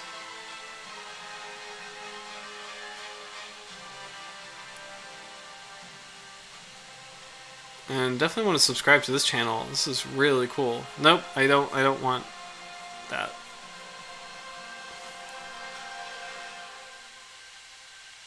Ooh, Paleospinax I'm familiar with. Yep. Man, this is so cool. Here, I'm just letting the ads kind of play because I don't want them. I love that. Look on the right. There's actually a lot of prehistoric shark content, which is fun. I feel like YouTube does have a good prehistoric community in general, which is really cool to see. Okay, here we go. Okay, learning about sharks. We won't watch the whole thing, and actually let's kind of let's see if we could just kind of make this a little bit quicker. Here we go. Lystracanthus. Yeah, I'm just speeding this up like 2 times. Okay, very cool. Spiny ancient shark. I love the art. This is so cool to see. All right, Doliotis. Very cool. Oh, cool. This also has like a timeline on the right. That's actually really cool to see. Huge spines on all fins. So pectoral, pelvic, first and second dorsal. Senecanthus. Huge fins on the first and second dorsal fins. Stenocanthus or Tenacanthus is a very famous fossil shark. Oh man, I love the artistic interpretations, especially the ones that incorporate modern shark colors. Godrichthes. Cool. Alright, so these are ancient sharks, and all of these are like, I kind of like to think of them as like proto sharks, if you will, because like all the sharks that we have, Dracopristis, excellent name. All the sharks that we have today are the Slakiomorphs, or the Slakians, and those are like the modern sharks, and they're not this. Like like all of these that we're seeing right now are like ancient forms that are pre any kind of shark that we see today. Cyvodus striatus. Cyvodus. Ah, man, that one's really cool. That almost looks like a 7-gill shark of some kind, but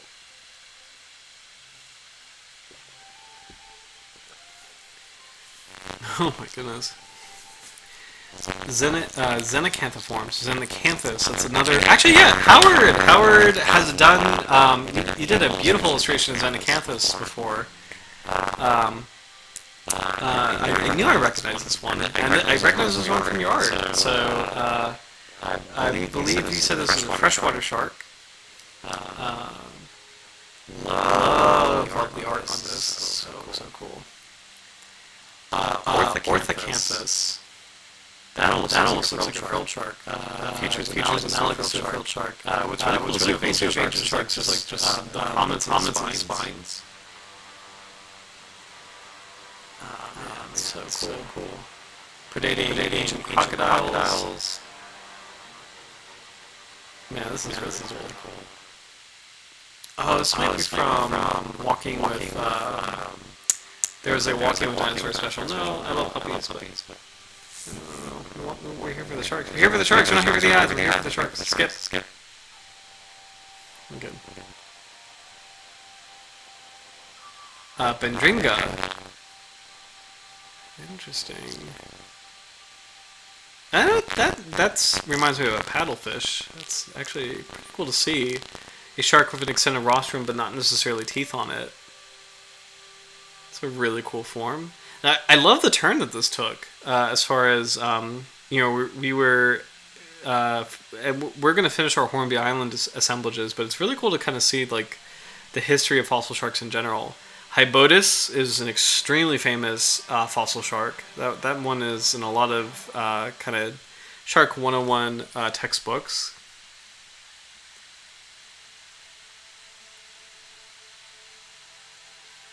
Also very prominent spines.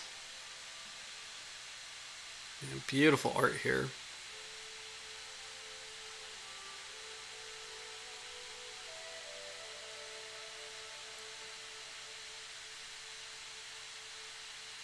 I'm trying to remember, like, if this was from. Yeah, this might have been that. This is from Walking with Dinosaurs. That clip, Asteracanthus. He looks happy. Now we're in the Jurassic period, so now we're starting to get closer to the rise of the modern sharks.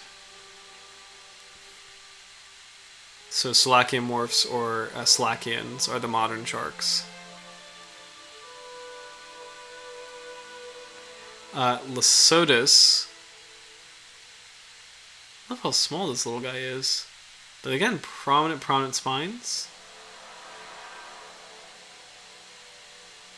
It's interesting artists have like the black and white interpretation because Pychotus, because the black and white color pattern that we see in zebra sharks today, we know that's related to sea snakes.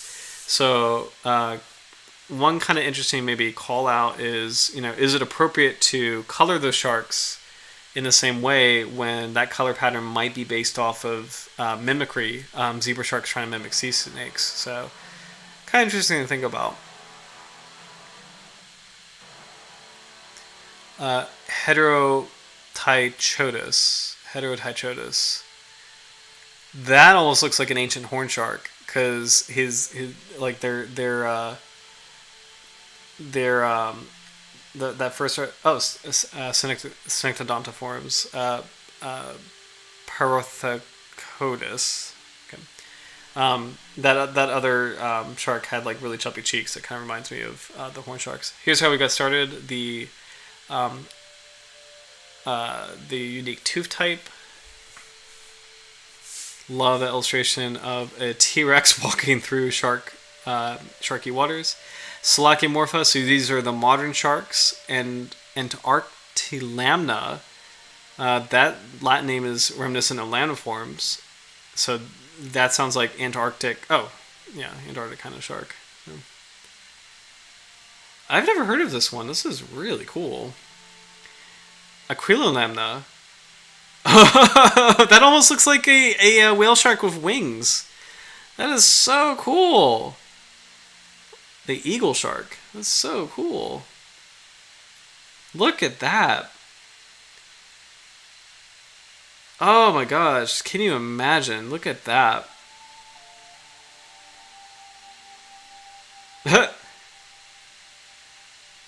Squatiniforms. Hello. Our classic angel sharks. Alright, so now we're getting into the current timeline.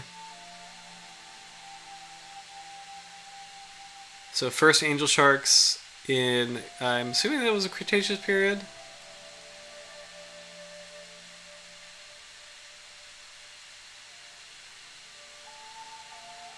Man, this is a really, really good video. I might skip ahead, since we're back in modern sharks, I might skip ahead to, since we're talking about fossils, I do want to look at, yeah, they're going through the modern shark orders. Cookie cutters, spiny dogfish.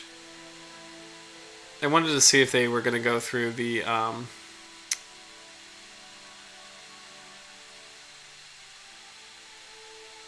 landform evolution, but they kind of won't. So we'll stop there. But that was really cool. Okay, I'm done with this stupid thumbnail. It's a creepy video. But that was really cool. Like as far as just seeing. Oh, hello, Mondre Mondo. What's up? What's up? Welcome back.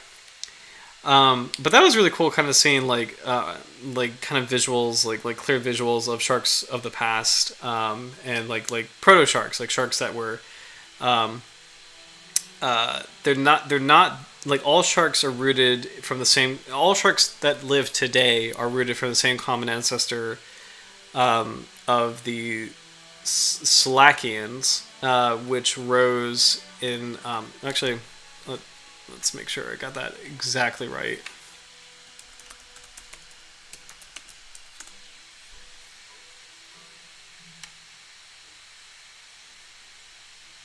Slakiamorpha or Slakii. Okay. Evolutionary history. Okay.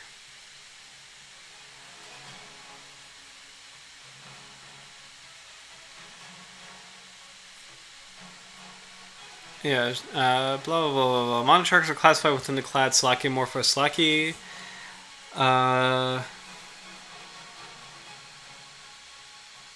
the earliest confirmed modern shark Slakiamorphs are known from the early Jurassic, around 200 million years ago, with the oldest known member being Agalius. Very cool. Okay. So modern sharks started with Agalius. Uh, Records of true sharks make sense back as far as the Permian, and then finally the older ones, the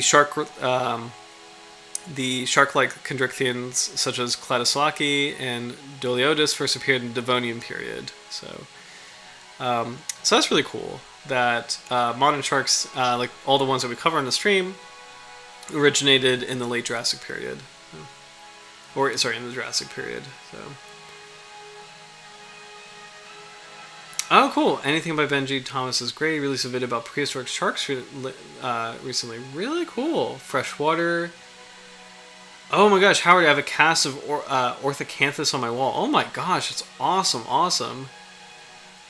And yes, good point. Remember, Antarctica was a tropical paradise. Yes, I forgot about that actually. As far as like, and that was also on Walking with Dinosaurs. That was a really great special. They had these like little herbivores that were living in Antarctica, and like that was like the big thing where Antarctica was like warm and like this beautiful lush forest, and yeah, that's so cool. Oh my gosh! Well, that was a great side tangent from Synechotis. So that was actually really cool to see some visuals of ancient sharks. Finally, last Hornby Island shark is Florencidon. Florencidon johnnyii. So, I don't know what Florencidon is actually. Any guesses on what this could be?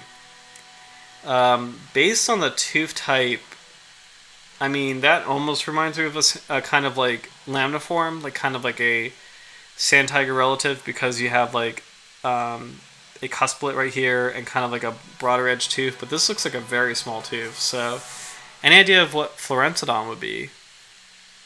And also, since it is 10:40 already, let me know in the chat a modern shark you'd like to cover for next week.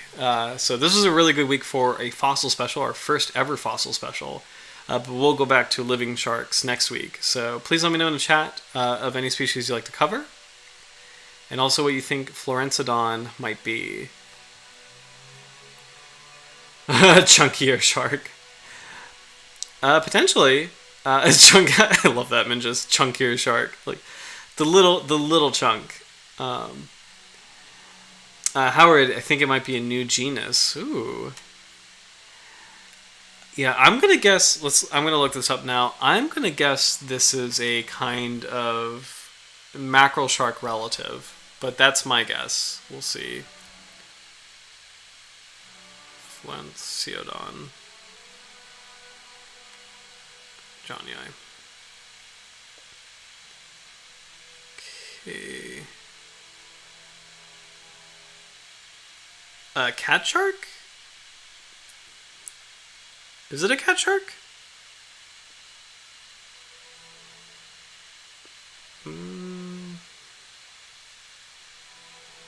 Believed to be a carchariniform shark. Okay.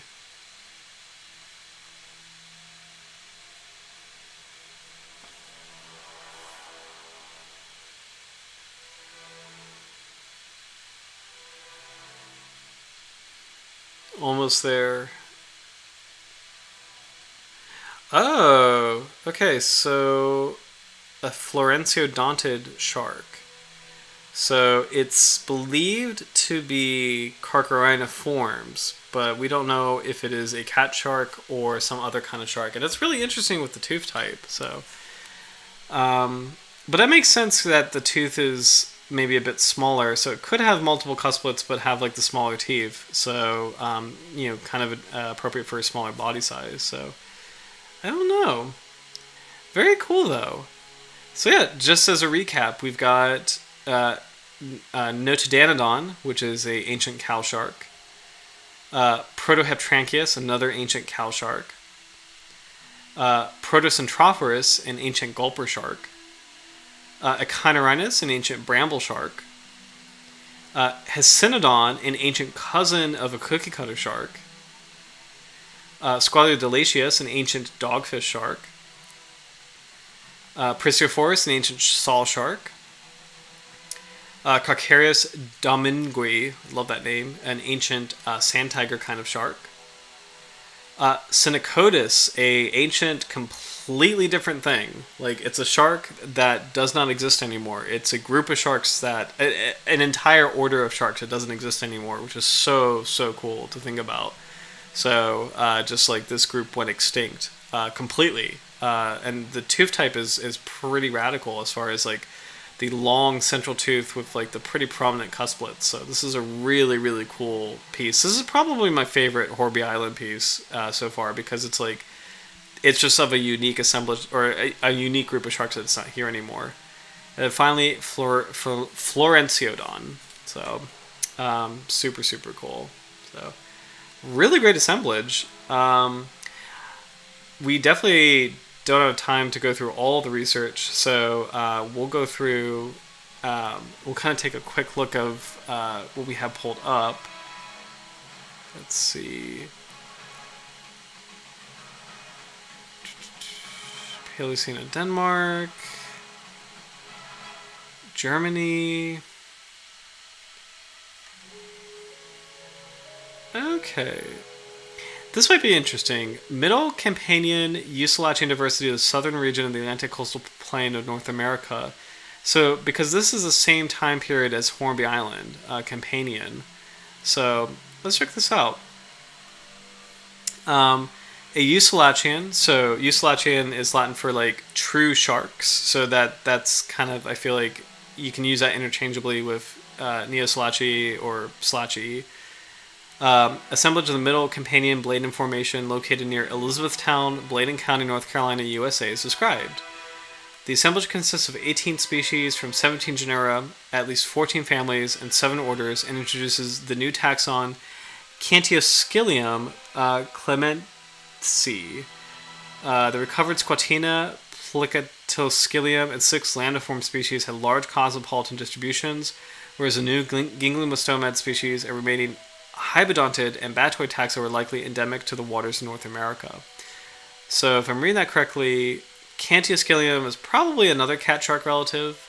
Squatina is an angel shark. Plicatoscilium is probably a cat shark relative. Landiforms are mackerel sharks, like cousins of great whites and makos. And then Gingliostomid is a nurse shark.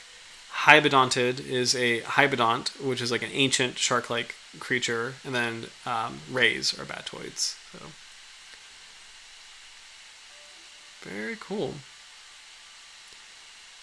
And also for next week, let me know if you have any suggestions for next week's shark. And I'll think of some as well. This unfortunately doesn't have a... Oh, it has some descriptions, but... There we go. So these are some of the lamniform teeth. These are interesting. G and F.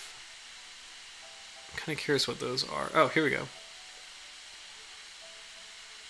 F. Squalicorax.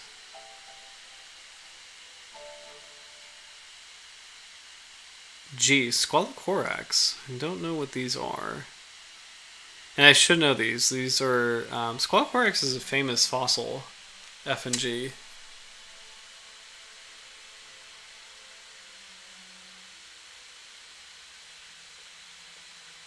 Commonly known as the crow shark, is a genus of extinct lamniform shark known to have lived during the Cretaceous period. Wow. That is really cool. So this is an ancient, weird cousin of like megalodons and white sharks. But I love the modern name, the crow shark. That's really cool. Oh, Howard, you got it. Crow sharks. Sorry. Oh my gosh. Let's see. Oh, okay. Sorry, I just saw these comments. 26 new genera, 6 new families, and 2 new orders. For next week's sharks, has the black-mouth calf shark been done? That's a great suggestion, Minjus. Let me look that up. Howard cared. No, 26 new species, 6 new genera, and 2 new families, all at a Hornby Island area, approximately 30 by 40 feet. That's incredible. That's so cool.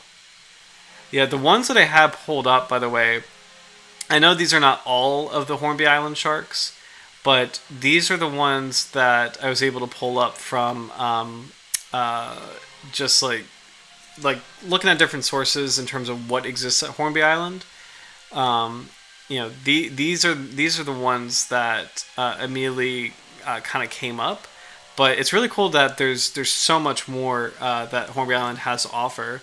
Is there a particular species that, before we wrap up for tonight, that you'd like to take a look at, Howard, from Hornby Island?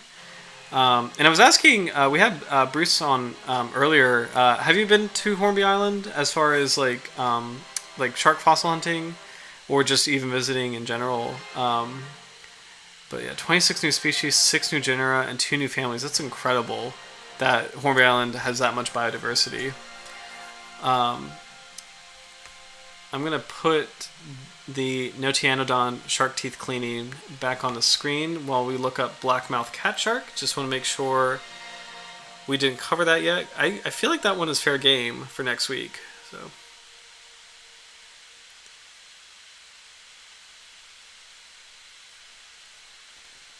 Okay, playlists. I'm glad I organized the sharks in different playlists. On the channel I have all the shark streams divided by order. Natal shy shark, deepwater cat shark, swell shark, dwarf cat shark, milk shark. Man, we did a lot. Coral cat shark. Nope. All right, we got it. Okay, we're definitely doing blackmouth cat shark. That's a great suggestion, Minjus. And that one's really cool because I believe that one is in the United Kingdom, if I'm not mistaken. It's either it's in the Atlantic. I forget if it's on. There we go. Yeah, Northeast Atlantic Ocean from Iceland to Senegal. There we go. Blackmouth cat shark, Galeus melastomus. It's an excellent suggestion. All right. Okay. Blackmouth cat shark, Galeus.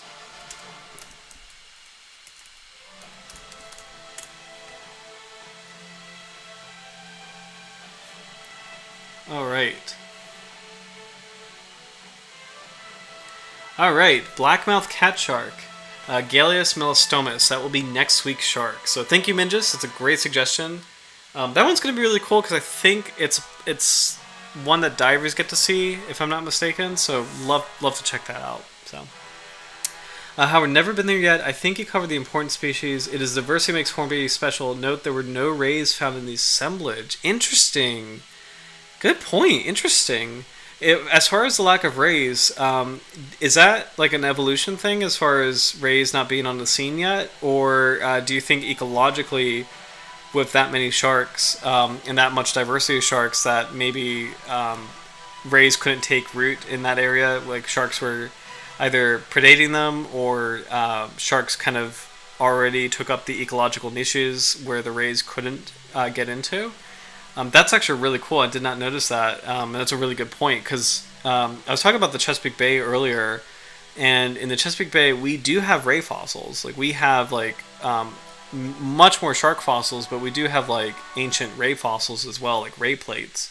But that's really cool that Hornby Island is more sharks, and Hornby Island is a lot older than Chesapeake Bay, like as far as Cretaceous period, whereas our fossils are kind of more from like the Miocene, Pliocene, maybe Oligocene, depending on where you are. So that's really cool. Let's see. Want to skim through this paper.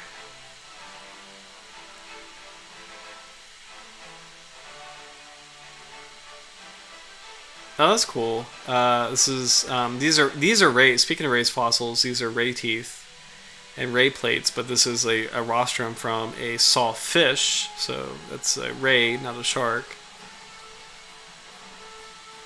Okay. Let's see if there's any other.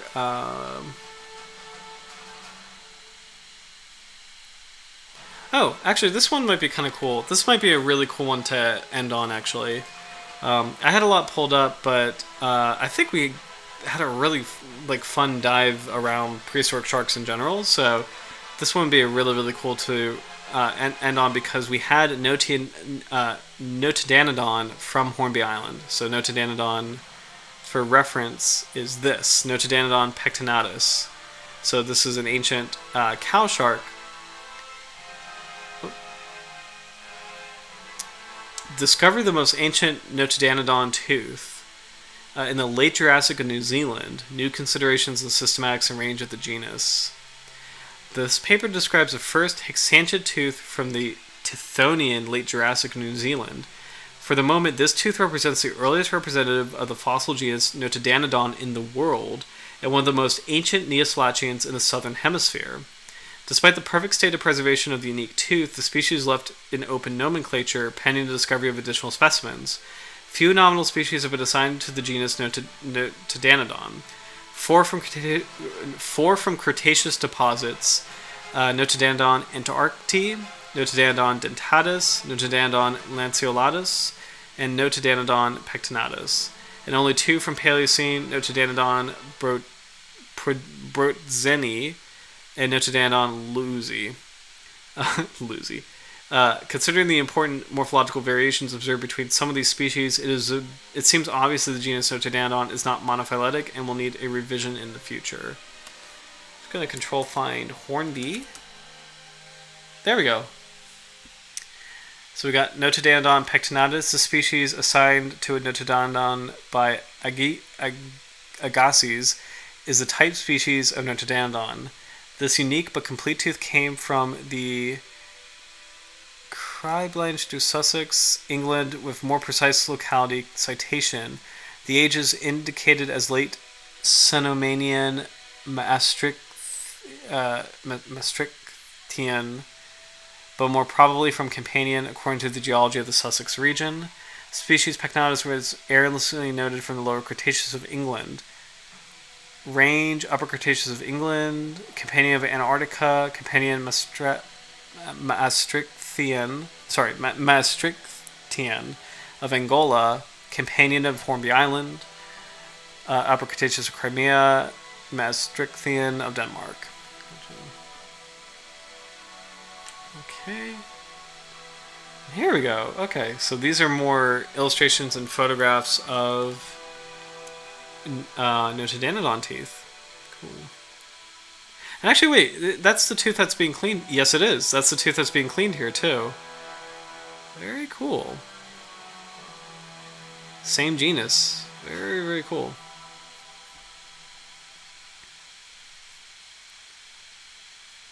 Okay.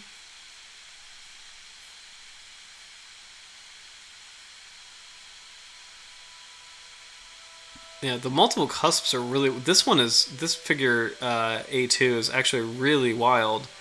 1, 2, 3, 4, 5, 6, 7, 8, 9, 10, 11, almost 12 cusplets. That's really incredible to see.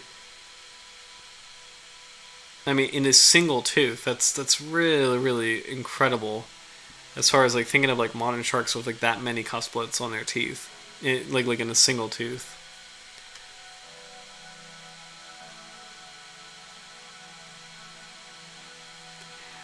Oh, Howard, getting back to the rays, it's unusual. I assume the sharks dominated the environment.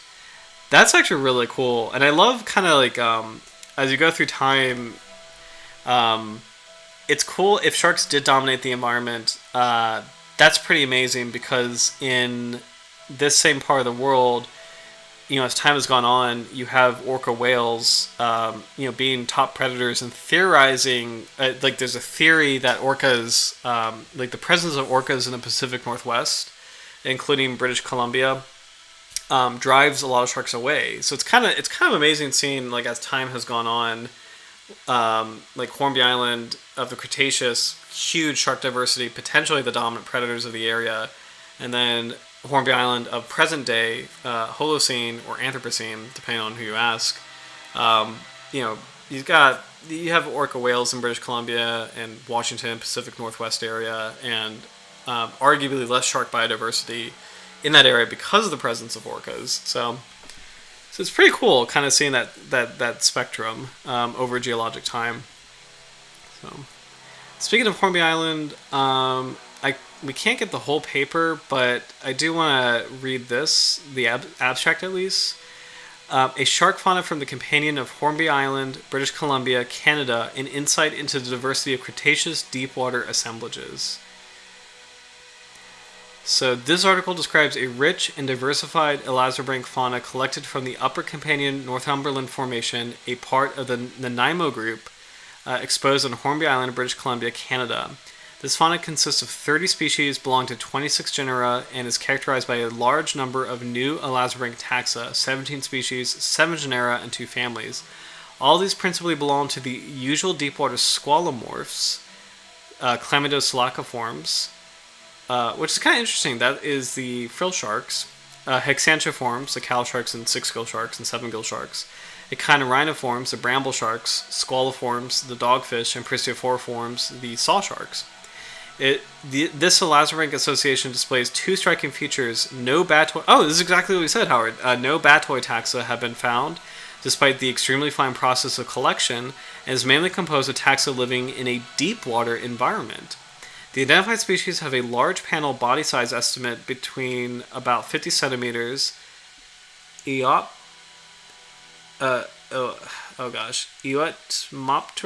So, Eotmopterus. There we go. Eotmopterus. So that Mopterus is lantern shark. So Eo, I think that means like old lantern shark.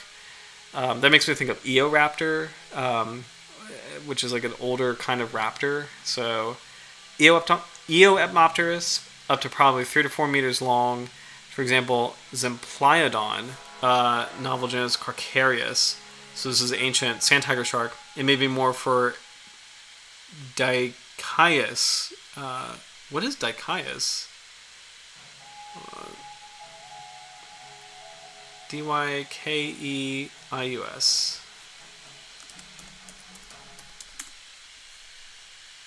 Woohoo! Chlamydoselaciform. Oh, that's really cool. It's a huge frilled shark. That's really cool. Dicaius. That's really, really cool. Loving that. Oh my gosh. The Hornby Island fauna represents by far the most diverse deep-water assemblage ever described in the Late Cretaceous, particularly rich in hexantiforms and squaliforms. And it's really cool because we did see that in the teeth that we were covering earlier today, providing new insights into the history of deep-water settlement of this period. So that's really, really cool. Oh my gosh. Well, I think with that...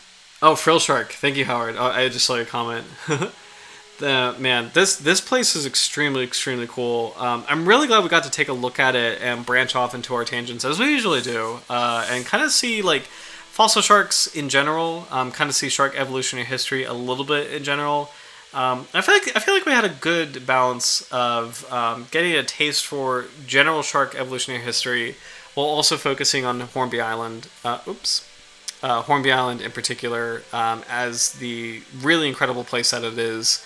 Um, I'm super psyched about it, and again, thank you so much, Howard, for suggesting Hornby Island. I think that's really, really good call for our first ever fossil special. And I think we'll have more fossil shark specials in the future. Hope you guys liked it. Hope you guys liked this special episode. Thank you, Howard. Appreciate that a lot. Appreciate that. Thank you. These are really fun to do because it's all new territory for me personally, as far as like fossil sharks go. So it's really cool to kind of piece together shark evolutionary history, to see the past and kind of see how it echoes in the future, or doesn't. In the case of the it was Synechotis, like that really cool group of sharks that is no longer here with us. So it's super cool. Oh, thank you, Minjus. I appreciate that. I'm glad you guys enjoyed it. So thank you guys so much for watching. We'll definitely do more fossil specials in the future. I think we should save these for like special occasions because it's such a unique field. But I'll keep you guys posted on when the next one will be. And let me know of like just in general, like in the chat or future comments, or actually commenting on this video is probably the best way to do it, in terms of if you have future locations you want to go to, future fossil locations that you want to explore, please leave a comment on this video, and we can make that like our next special. So, but thank you guys so much for watching. Tune in next week for the blackmouth cat shark. I promise I'm finally settled pretty much for the year. There's no more surprises, no more like knock on wood injuries or moving or anything like that. So I'm excited.